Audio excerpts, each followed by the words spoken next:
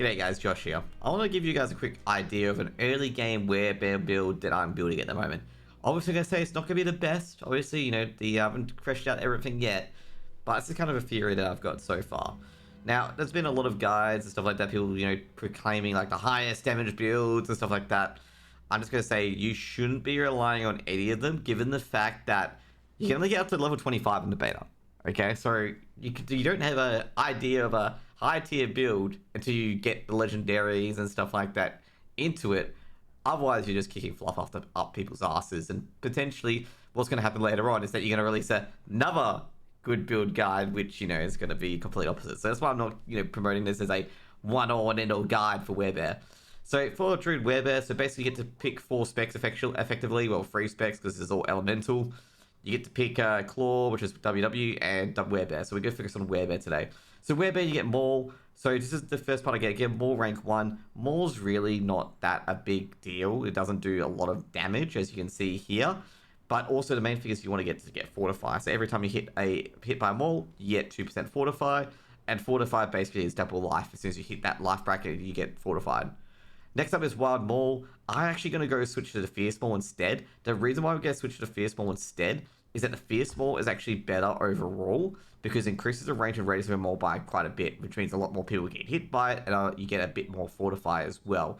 I actually have to test this as well. If the more people get hit by a Maul, means you get 2% life per person, which I'll double check, because if that's the case, this is bad, this is good. I mean, a 10% chance to knock down for 1.5 seconds is like really rolling the dice compared to a compulsory one, which you get later on, which I'll show you.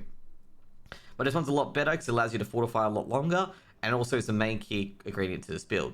So the next part of it is Pulverize. So Pulverize is very, very powerful because it's an AoE around the Werebear, and it's about, it feels like it's a 15-yard area around the Werebear. Now the next part is the Advanced Pulverize. So basically your next Pulverize will overpower for every 10 seconds while you remain healthy. Healthy means you remain above 80% health, and basically overpower means basically double damage. The next one is the enemies are stunned for 2 seconds when they are overpowered with Pulverize. Now, basically this means that you can go in there, 10 stack, Pulverize, overpower, and everyone's stunned for 2 seconds, allowing you to do another Pulverize and that'll build up spirit on people by swiping them with Maul. So also another thing with Maul as well, it's a generating ability. So you basically generate spirit from, you know, from Maul, and you dump all your spirit with Werebear, with Pulverize. So with shapeshifting as well, you turn into a Werebear for about 6 seconds by going to Maul. I think it's 24 seconds if you use Pulverize. This doesn't add on, so you can't be Werebear for like a minute or so. The next part as well that I get into this as well is I do get Harder Wild to increase my spirit slightly. And also I was going to increase Wild Impulses. Now why I'm going to increase Wild Impulses, it directly links to this. Because if this overpowers, and this is doing 30% extra damage because this is a core ability, it will do a fuck ton of damage. It'll be one big AoE burst, everyone is stunned, and I can continue this basically ultimate him over and over and over again. The next part we got as well is the Predatory Instinct to get 3% extra, 5% extra crit. This means if crit can stack with overpower, which means if I crit and overpower, I do a lot of damage, and those numbers come out in orange. The next one I got was Iron Fur. The main reason why I've got Iron Fur for the damage reduction is mainly to keep myself above healthy without having to chuck pots non-stop. Okay, if I keep myself above healthy, it links back to here. It allows me to overpower constantly while in combat. In this tree, I got nothing in this tree. Nothing in this tree is actually any good other than these, okay? Other than these areas. But problem is, to even get a lot of damage reduction in these areas, you spend 7 points because you also get a defensive ability, being the Debilitating Shout, to get a lot of it. Alternatively, you can get Debilitating Shout as well because it costs no spirit and it reduces 50% damage. It probably could be a good buff in the late zone, but I feel that Iron Fur will be a lot better compared to Debilitating Shout, which is cooldown as 22 seconds for a 50% damage reduction compared to a 9% reduction for the entirety. Not to mention as well, you can also see that you can get slow, get the heal as well, and it could be like basically you put 3 points down this tree compared to 3 points in Iron Fur. I feel Iron Fur evens out slightly. Now with down here, I picked off the Poison Vine and the Wolves. Okay, the Wolves, they're just passive and they can tank stuff for you, so you don't take any damage, so you can unleash Pulverize later. Divine Creeper is basically you can lock everything into place because your biggest enemy is going to be range mobs because they're going to run away, and then you can basically pulverize to get the maximum damage. Like you can move around for it as well. Overall, like if you want to move a few of these points, you know, into debilitating shout or anything like that, or having both, feel free to do so. I just feel like Poison Creeper does help you quite a bit, basically, in making sure everyone keeps in line. If not, you can just dump a point out of here, and you can go into debilitating roar, whatever you feel like, to keep that pulverize thing going. If you feel like you want to be more damage oriented, you can keep chucking the pots and basically keep Werebear and pulverizing.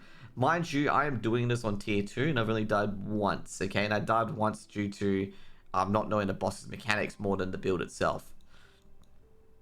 Next up, this is a few things I'm trying out as well. Is I'm trying to get mending into provocation.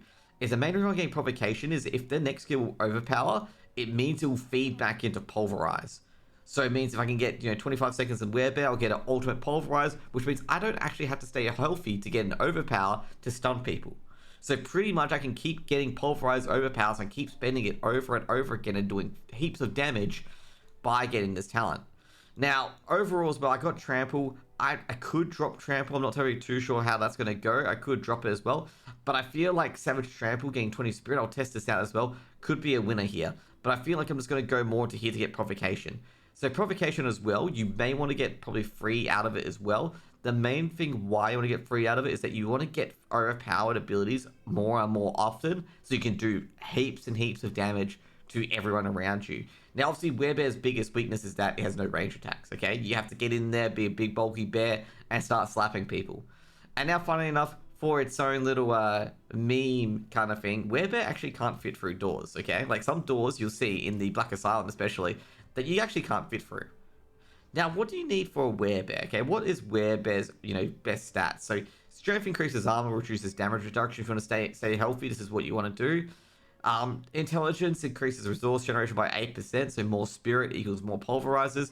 There's willpower as well, and I feel willpower is going to be your main build for the Werebear, and a mixture of strength and int. Now, with dexterity is not that great of a stat. Like, I know it increases crit chance, but you get 9% crit chance from your build anyway, and it's more like getting the overpowered damage increase, and if you crit, so much the better. Now, you can see here, there's no really best in slot item list yet. The main reason for that is that, well, you can't really have one because we don't know what the end game items are. But I think the stats you want to basically pay attention to is get your willpower up pretty high, and also at the same time get your strength and intellect to be moderately the same for your mitigation.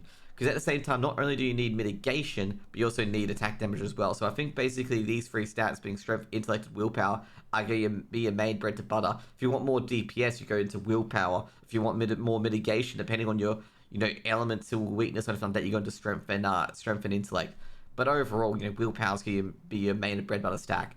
For spirit boons, I don't know what we're going to have in here yet, so I can't really give you any, best in slot advice or anything like that at all. We don't know, okay? If I find out, we find out, but I'll tell you right now, I have no idea, okay? No idea. So, of course, as I said at the start of the show, that there's no best in slot abilities, and I'm just going to tell you right now, there's no best in slot abilities as of yet.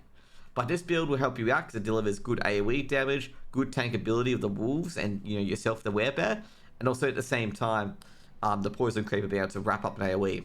Now, the big weakness of this build as well is that there's no self-healing capability. So you may need to get, life on kill or life on hit items as well to keep the Werebear healthy. Otherwise, you're just basically effectively chucking pots. I haven't seen many abilities where they give life back to the druid. So one thing is that you may want to aim for, if you get a life on kill item or a life on whatever item, you may want to keep it, okay? You may want to keep it because you need to keep the guy running. So definitely any life steal you can get is integral for the druid. And also skulls don't give life steal anyway. Another big weakness, of course, is that it has no range damage. So basically, you just have to trot along into people. Werebear moves very, very slow. So just be aware of that as well. And also, last but not least, it requires a lot of movement to make sure Pulverize works.